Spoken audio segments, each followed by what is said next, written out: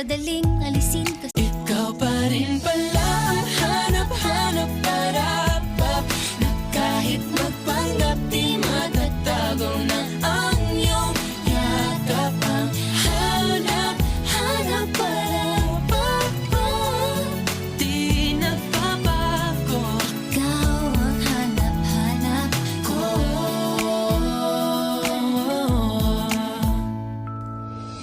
Inakala ko ring ganun kadaling alisin